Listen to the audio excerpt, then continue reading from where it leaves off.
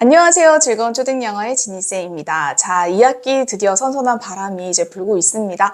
자, 2학기 시작하고 나니까, 이제 아이들이 여름방학 때 루틴이 좀 많이 망가진 친구들은 다시 이렇게 다잡는 시간이 될 것 같아요. 아마 8월 말까지는 좀 그렇겠죠? 그리고 9월이 되면은 다시 한번 심기일전에서 열심히 공부하는 그런 패턴으로 잘 옮겨가기를 바랍니다. 하지만 9월에 또 추석이 있기 때문에 어머님들, 우리 아이들 잘 다독여가면서 학습을 놓치지 않도록 이 루틴을 멈추지 않도록 잘 도와주시면 좋을 것 같아요. 가끔 루틴을 놓치지 말라라는 이야기에 아이들이 좀 너무 버겁거나 힘든 루틴도 꼭 지켜야 한다고 생각하시는 경우가 있는데 그것들은 좀 잘 조율해서 하셨으면 좋겠습니다.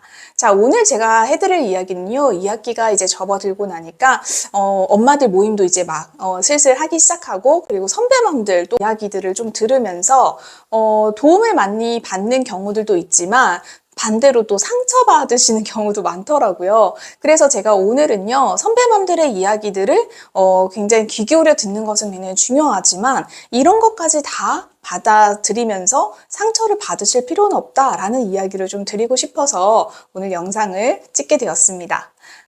즐거운 초등영어.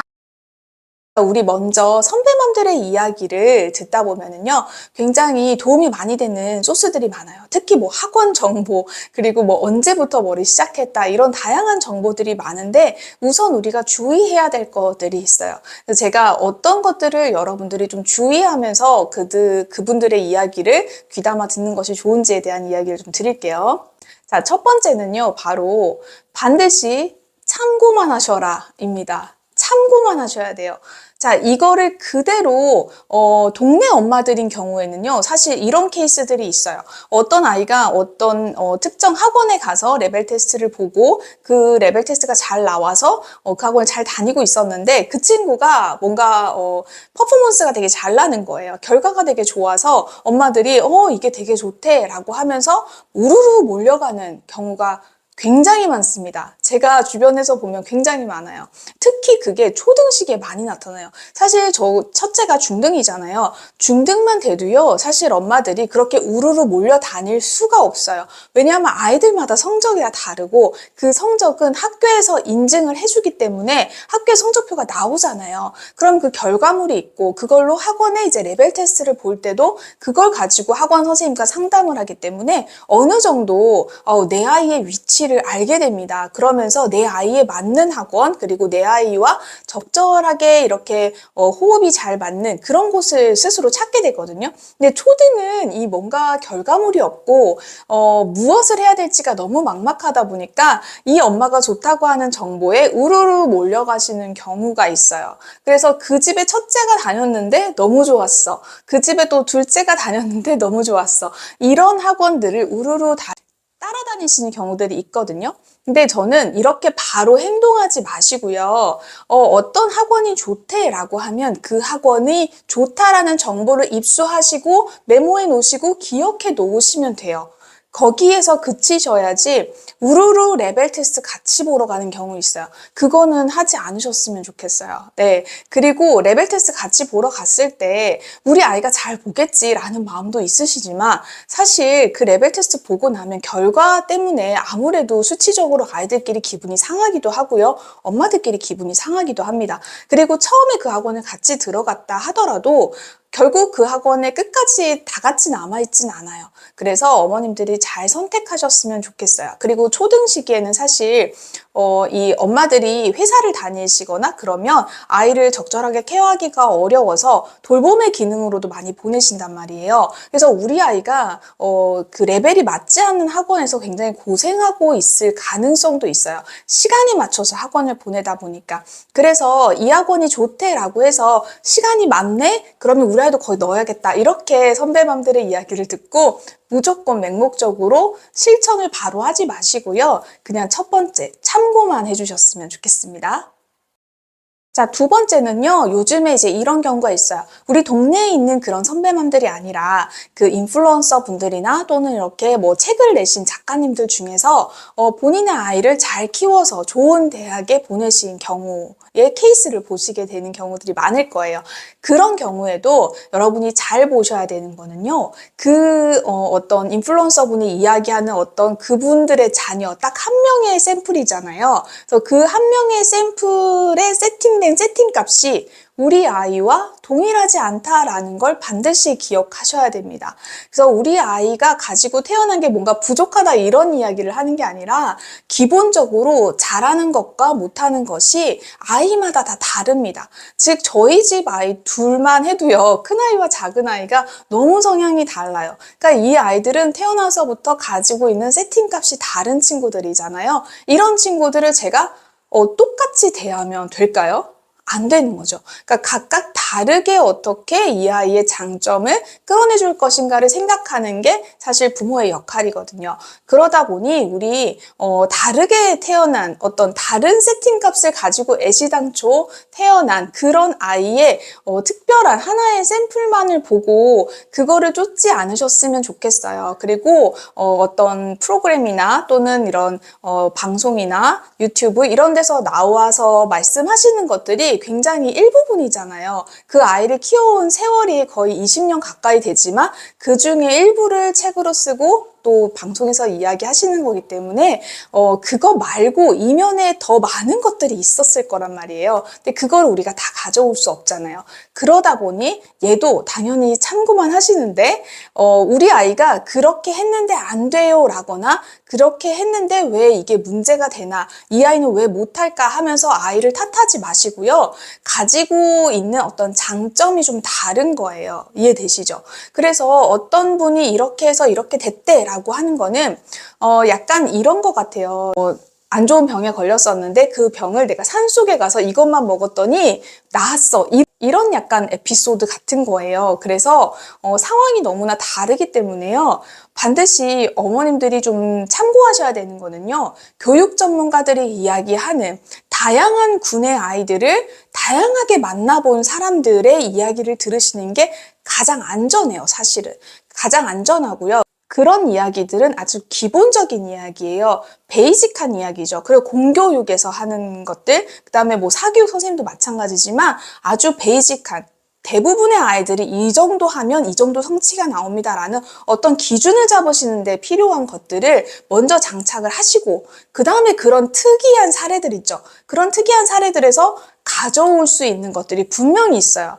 그분들 되게 대단하게 아이들을 키우셨기 때문에 저는 그 애티튜드 같은 것들은 굉장히 본받을 만한 것들이 많다고 생각하거든요.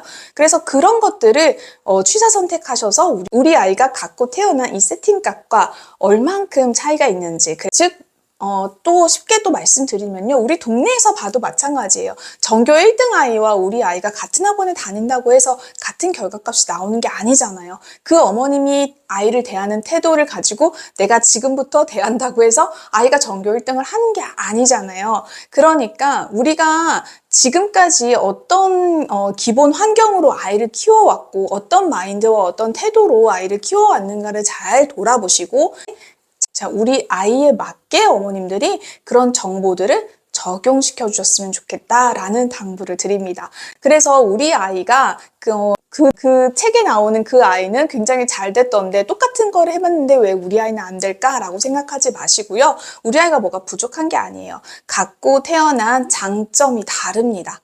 이해되시죠? 자, 그리고 이런 경우도 있어요. 세 번째는 이건 절대로 하지 마. 이런 거 해서 되게 후회했어 라고 이야기하는 또 케이스들이 있거든요. 그런데 이것도 반드시 참고만 하셔야 돼요. 네. 왜냐면 아이들마다 특성이 다르기 때문에 이거 했더니 별로 효과가 없었어. 이거 했더니 별로 필요가 없었어 라고 아이를 다 키우신 학부모님들이 가끔 그런 얘기 하실 때 있거든요. 그런데 그것도 그냥 그러면 정말 필요 없나 보다 하고 그냥 버리지 마시고요. 곰곰이 잘 한번 따져보시는 시간도 가지셔야 돼요. 왜냐면 그 아이에게는 필요가 없었을 수도 있거든요. 그리고 또 하나는 뭐냐면 어머님들이 아이를 다 키우고 나서 돌아보니까 약간 미화가 되는 부분도 있어요.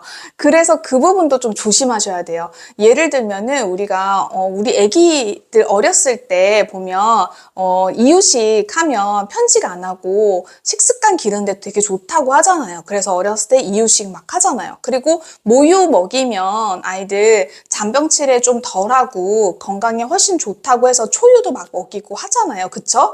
그런데 막상 그렇게 해서 키웠는데 생각보다 잔병치레 많이 하고 그리고 애가 막 편식해. 이러면 어떻게 이제 선배맘들이 그냥 농담식으로 하는 거죠. 아, 그런 거 해봤더니 다 필요 없더라고. 그냥 아무거나 먹여. 이렇게 얘기하시는 경우들이 있거든요.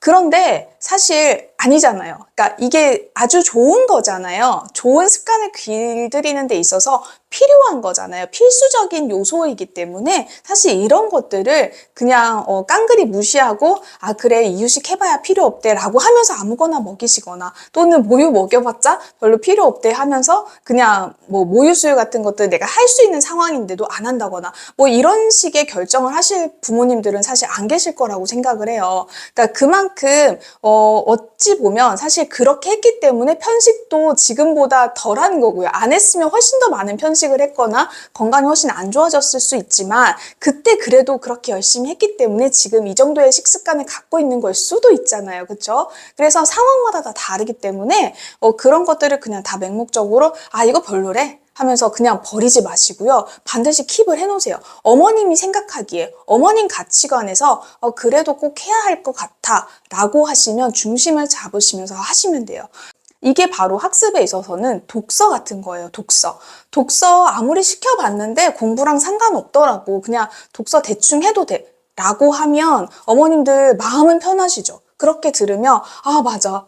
그래. 독서 말고 그냥 문제집 풀자. 이렇게 하시면서 초등 시기에 우리 황금 같은 시기거든요. 정말 책 많이 읽어야 돼요. 그리고 제가 얼마 전에 말씀드렸다시피 대학 입시도 방향성이 계속 바뀌고 있습니다. 그래서 우리 아이들이 많은 책을 읽고 모국어 책을 굉장히 많이 읽고요. 인풋을 많이 한 상태로 그 다음에 논리적으로 말하거나 쓰기를 연습해야 되는 시대예요. 그런 시대에 태어난 아이들이고 그런 학습을 해야 되는 친구들이거든요. 그래서 선배 어머님들 이제 시간이 좀 많이 지나서 입시 환경이나 아이들 키우는 환경들이 많이 달라진 학부모님들의 말씀을 들으실 때는 어머님들이 반드시 이런 것들은 좀 귀 기울여서 잘 생각해보고 내가 다시 한번 비판적으로 생각해보는 시간을 가지시고 그 다음에 받아들이셨으면 좋겠다 이겁니다. 선배 맘들이나 또는 유튜브에서 이야기하는 이런 것들이 다 좋은 이야기지만 사실 우리 아이한테 안 맞을 수 있거든요. 그리고 내가 맹목적으로 뭔가를 그것대로 고집대로 나가다 보면 아이와 트러블이 생길 수 있어요. 이런 부분들을 좀 잘 케어해 가시면서 진행하셨으면 좋겠다라는 마음에서 우리 2학기도 힘차게 한번 시작해 보도록 하겠습니다. 자, 그러면 지니쌤 다음 주에 또 돌아오도록 하겠습니다. 감사합니다.